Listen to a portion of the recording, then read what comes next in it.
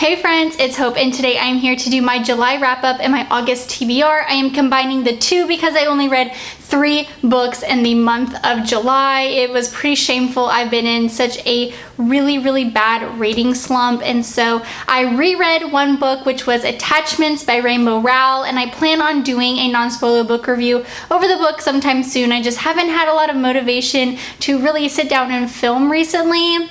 But with that said, Attachments is one of my favorite books and definitely my favorite book that Rainbow Rowell has put out. So I definitely want to talk a little bit more about it. But this book just speaks to my soul. I feel like it was written for professional 20-somethings, which is what I am, and just the relationship that our main characters have in this book are really relatable to the relationships that I have at work. And like I said, it just speaks to my soul, and I loved rereading this book. I gave it a 5 out of 5 stars, just like I did the first time, and I just absolutely adore this novel. The second book that I finally completed, it legitimately took me 5 weeks to complete, which is ridiculous, but I finally read The Sea of Tranquility. I ended up rating this book a 3 out of 5 stars. I do believe this book is considered young adult, but some of the content that is within it might be borderline new adult, but it does follow characters who are in high school, and our main character, Nastia, has been through a really traumatic incident to where she has shut herself off from the world. She doesn't speak anymore, and she's trying to cope and kind of move on from this traumatic event. But in comes our swoon-worthy character, Josh, who is considered more of like an invisible boy at school. He has also had some really traumatic things happen to his life. He's lost his family at a really young age. He's kind of been living on his own and just doing his own thing, and their relationship just starts to blossom after that. I really like how the story was written. I think that just because I was in a reading slump and it just took me so long to get through, by the time I got to the end of the book, I had forgotten a lot about what I had read towards the beginning, so a lot of things just didn't tie in for me. I know 2 of my coworkers read and absolutely adored this book. I thought that the book was written very beautifully, the characters were very memorable, and this is a book that had some really great side characters as well. So if you guys are readers who not only love the main characters but also love some very strong and memorable and really solid side characters that will make you laugh and really adds a lot to the story, I definitely think this is a book that you should keep in mind. And the last book that I read in the month of July was The Rose and the Dagger by Renee Audier. This is the second book in the Wrath and the Dawn duology. I really loved the ending of this book. I was so completely nervous. I had tears in my eyes. My heart was thumping. There was just a lot of unexpected things that happened in this book, and I won't talk about that because spoilers, but I ended up reading this book a 4 out of 5 stars. This was a wonderful duology. I absolutely adore Khalid. I think that all the tortured male characters that I've read about, he is by far one of my favorites, mostly because he's just so stinking romantic and he knows all the right things to say at the right times, and I absolutely adored him. So yeah, I ended up reading that book, like I said, a 4 out of 5 stars, and I'm excited to see what else Renee Audier puts out because I really enjoyed those 2 books. But let's just go ahead and move on to what I'm gonna be reading in August. I have 3 books that I know I'm gonna be reading for sure, so I'll just go ahead and talk to you guys about those. Hopefully I'll read more than 3 books, but if August shapes up to be anything like July, 3 books is gonna be really good for me. The first book that I want to read, I actually got sent through the BookTube tours, which is hosted by Grace over at Loving Dem Books, and I will leave all of the BookTube tour information down below in the description box if you guys want to check that out.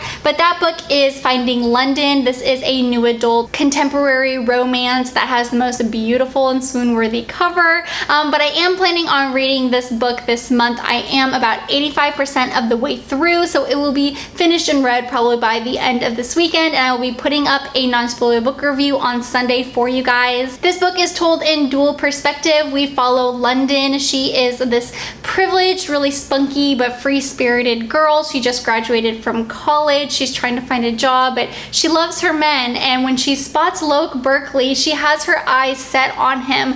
But what she doesn't know is Loic has a troubled past. He lost his family at a very young age. He's been been in and out of foster care homes. The people who he has loved in the past are now gone, and so that has really affected on how he treats his relationships now in present day. I'm excited to see what ends up happening at the end of this book. Like I said, I'm about 85% of the way through, and I will be giving you all my thoughts and feelings in my non-spoiler book review on Sunday, so if you guys are interested in checking that out, just stop by my channel on Sunday because it should be up then. The next book that I plan on reading in the month of August is a book from Jojo Moyes, and it has another beautiful cover as well, and that is The Last Letter from Your Lover. And this book follows two different timelines, so she's done this before in a previous book, at least I think she has. Regardless, what I love so much about Jojo Moyes' books is the writing and her characters. I easily fall in love with them. The two timelines are 1960 and 2003. In 1960, our main character gets in an accident and her memory is erased, and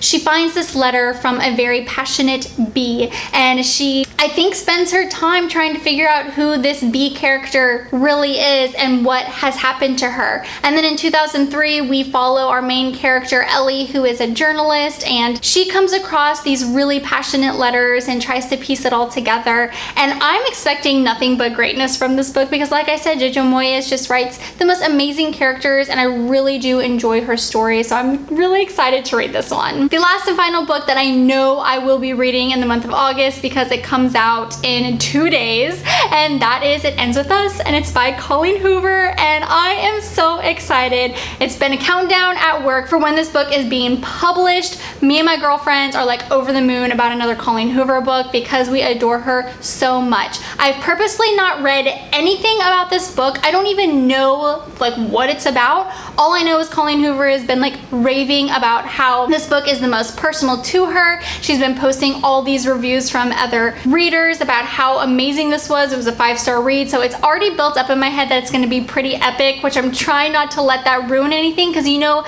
sometimes book hype ruins books, but this is Coho, guys, so I think I'm going to enjoy it. I'm probably going to spend my whole entire Tuesday night reading the book. I'm probably gonna get no sleep, and I'll probably come to work on Wednesday morning with poofy bloodshot eyeballs because let's just be real, I think this book is gonna make me cry, and I have no idea what it's about, but Coho. Anyways, I'm sure I will try and pick up more books this month, but for now, those are the 3 books that I plan on reading in the month of August. Are you guys going to be picking up This Ends With Us too? I hope you are, and if you are, we can chat about it down below because yay, Colleen Hoover. Anyways, thank you guys so much for watching today. I hope you guys have a wonderful day, and I'm sure I will see you soon. Bye.